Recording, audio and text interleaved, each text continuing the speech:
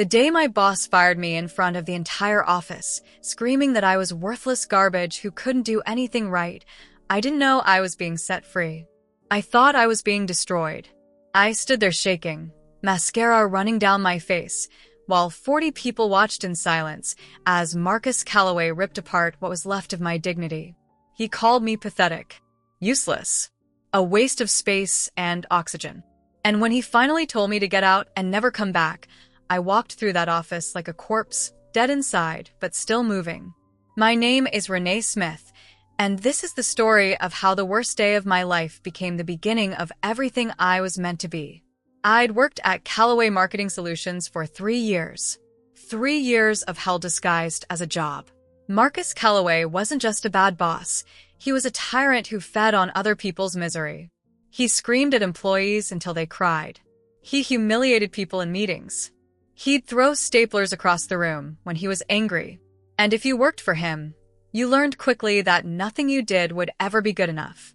He'd critique your reports, then rewrite them himself and claim he had to fix your incompetence.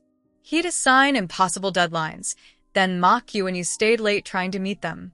He'd take credit for every success and blame you for every failure. But I stayed. Because I needed the job.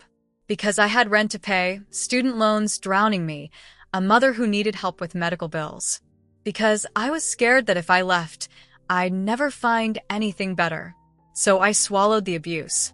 I apologized for things that weren't my fault. I worked 70-hour weeks trying to prove myself. And every time Marcus tore me down, I told myself it would get better. That if I just worked harder, tried harder, sacrificed more, eventually he'd see my value. I was an idiot. The day everything ended started like any other nightmare. I'd spent the entire weekend preparing a presentation for a major client pitch. Marcus had given me 4 days to do what normally took 2 weeks. I didn't sleep, barely ate. I researched competitors, created mock-ups, wrote copy, designed slides. It was good work, maybe the best I'd ever done. I was exhausted but proud. For once, I thought I'd actually impressed him. Monday morning, I walked into the conference room where the client meeting was scheduled. Marcus was already there, along with the client and 3 other team members. I set up my laptop, pulled up the presentation, and started presenting. 2 slides in, Marcus interrupted. Stop. Just stop. His voice was cold. This is embarrassing. My stomach dropped. What's wrong? What's wrong? Everything's wrong. The layout is amateur. The copy is weak. The strategy is non-existent. Did you even try, Renee? Or did you just throw this together last minute hoping nobody would notice how lazy you are? My face burned. The client looked uncomfortable. My coworkers stared at the table. Marcus, I worked all weekend on this. I followed your instructions exactly. My instructions were to create something professional. This looks like a high school project. He stood up, grabbed my laptop, and slammed it shut. Get out. I'll handle this myself. You're clearly incapable. I walked out of that conference room with tears already streaming down my face. I went to my desk, sat down, and tried to breathe through the humiliation. 40 minutes later, Marcus came back. I thought maybe he'd calm down. Maybe he'd apologize. Maybe. Renee. My office. Now. I followed him like a prisoner walking to execution. He closed the door behind us but didn't sit down. Just stood there, arms crossed, looking at me with pure contempt. I've been patient with you, he started. I've given you chance after chance. I've tried to help you improve, but you're not improving. You're getting worse, and I can't carry dead weight anymore. My voice came out small. Marcus, please, I can do better. Let me redo the presentation. You don't get it, do you? It's not about this presentation. It's about you. You're not good at this job. You never have been. You're slow, you're sloppy, you lack creativity, and honestly, I don't know how you've lasted this long. Each word was a knife. That's not fair. I work harder than anyone here. Working hard doesn't matter if you're incompetent. His voice rose to a shout. Do you know how many complaints I've gotten about you? How many clients have asked why we keep you around? That's not true. It is true. You're a liability, Renee. You're the weakest link in this entire company. And I'm done making excuses for you. He opened his office door. Suddenly, his voice got even louder, projecting across the entire floor. You're fired. Pack your desk and get out of my building. And don't ask for a reference, because I won't lie for you. You're unemployable. The office was silent. Everyone heard. Everyone saw. I stood there frozen, unable to process what was happening. Did you hear me? Get out. I ran, grabbed my purse from my desk, left everything else behind, and ran. I didn't stop until I reached my car in the parking garage. And then I broke, completely shattered. I sobbed so hard I couldn't breathe. My chest hurt. My head pounded. I felt like I was drowning. 3 years of abuse had finally culminated in this: public humiliation and unemployment. I drove home in a daze, walked into my tiny studio apartment, and collapsed on the floor. For 3 days, I didn't move, didn't eat, barely drank water. I just lay there replaying every moment, every insult, every time Marcus made me feel worthless. And the worst part of me believed him. Part of me thought maybe he was right. Maybe I was useless. Maybe I'd never amount to anything. But on the 4th day, something shifted. I was scrolling through social media, numb, when I saw a post from a girl I went to college with. She was showing off her new car, talking about her online business, how she'd made 6 figures in a year selling products she loved. I clicked on her profile. Watched her videos. She wasn't special. Wasn't more talented than me. She'd just learned skills I didn't have: marketing, e-commerce, branding, and built something for herself. And I thought, if she can do it, why can't I? I didn't have money for courses, but I had the internet. I spent the next 2 weeks consuming everything I could find about digital marketing, dropshipping, e-commerce, social media strategy. I watched hundreds of hours of YouTube tutorials, read articles, took free courses, made notes, and slowly an idea formed. I'd always loved skincare. Spent hours researching ingredients, trying products, understanding what worked. What if I could create my own brand? Not manufacturing products myself. I didn't have money for that.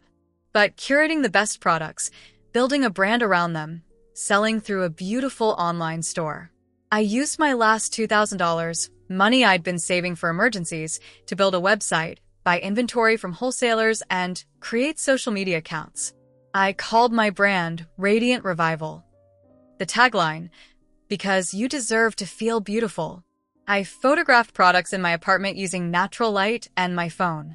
I wrote copy that came from the heart, talking to women who'd been beaten down by life, who needed something to make them feel special again. Women like me. I posted my first video on TikTok explaining my story, not the firing, just that I was starting over, building something meaningful. It got 200 views. The second got 1,000. The third got 10,000. People connected with my authenticity, my vulnerability. The fact that I wasn't some polished influencer, but a real woman trying to build a real business. Orders started coming in. Small at first. $10 here. $20 there. But I treated every customer like they were my only customer. I packaged orders beautifully, wrote personal thank you notes, followed up to make sure they loved their products. And people noticed. They posted about me, tagged me, told their friends. Within a month, I'd made $5,000 in revenue. Not profit yet. I was reinvesting everything, but actual sales. More than I'd made in a month at Marcus's company. By month 2, I hit 15,000. Month 3, 35,000. I hired a virtual assistant to help with customer service. Started working with a fulfillment center so I could scale. Built an email list of 20,000 subscribers.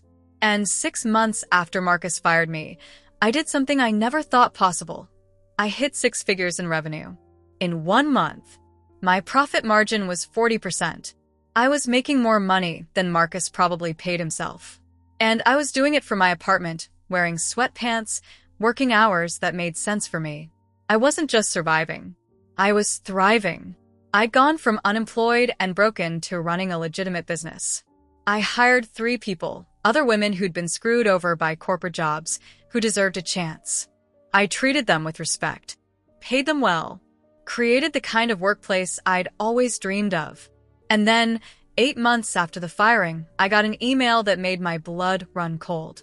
The subject line: opportunity to reconnect. From Marcus Calloway. I stared at it for a full minute before opening it. The message was brief. Renee, I hope this finds you well. I'd love to grab coffee and discuss some potential opportunities. Let me know when you're available. I almost deleted it, almost blocked him, but curiosity won. I responded, I'm available Thursday at 2 p.m. The Grind Coffee Shop downtown. He showed up 10 minutes late, looking worse than I'd ever seen him. His suit was wrinkled. He'd put on weight. The arrogance that used to radiate from him was gone, replaced by something that looked like desperation. Renee, you look great. Thanks. I didn't smile, didn't offer small talk. What do you want, Marcus? He shifted uncomfortably. I've been following your business. It's impressive. Really impressive.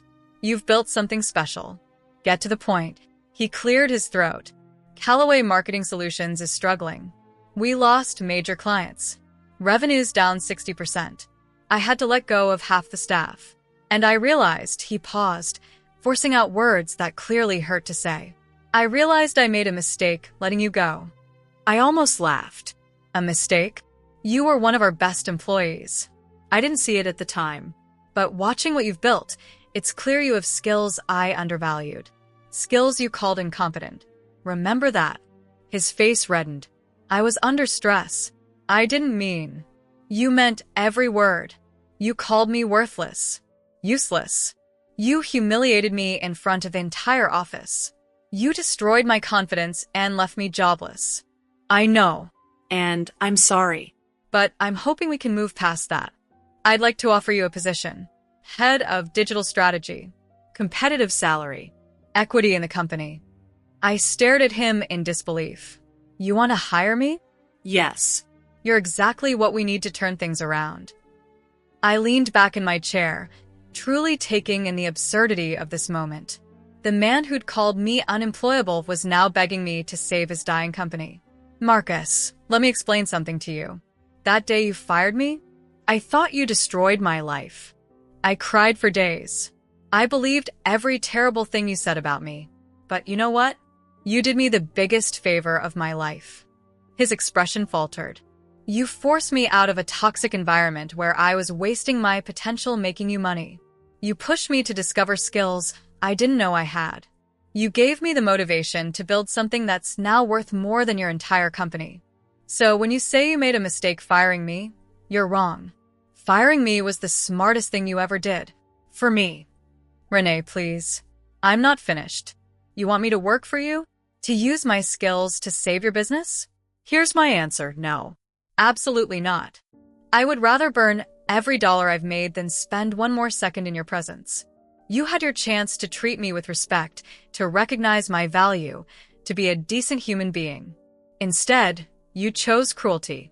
And now you're paying the price. I stood up, grabbing my bag. I hope your business fails, Marcus. Not because I'm vindictive, but because people like you shouldn't succeed. You don't deserve to lead people. You don't deserve loyalty or respect. You deserve exactly what you're getting, nothing. Renee, wait. And one more thing. You asked if we could move past what happened. We can't. Because I'm not the same person you fired. That woman died in your office. The woman standing in front of you now. She's stronger, richer, and infinitely happier than she ever was working for you. So thank you, Marcus. Thank you for firing me. It was the best thing that ever happened to me. I walked out of that coffee shop with my head held high, leaving Marcus sitting alone with the wreckage of his empire. I didn't feel vindictive or bitter. I felt free, lighter, like I'd finally closed a chapter that needed ending. 3 months later, Callaway Marketing Solutions filed for bankruptcy. I heard through mutual contacts that Marcus took a job at a small firm, no longer running anything, just another employee trying to pay bills. Karma, I guess. Or maybe just the inevitable result of treating people like trash. As for me, Radiant Revival hit 7 figures in annual revenue. I expanded into a second product line, got featured in major beauty magazines, hired 15 employees. And every single day, I wake up grateful that Marcus Calloway fired me. Because if he hadn't, I'd still be trapped in that office, making him rich while he destroyed my soul piece by piece. The firing didn't destroy me. It saved me.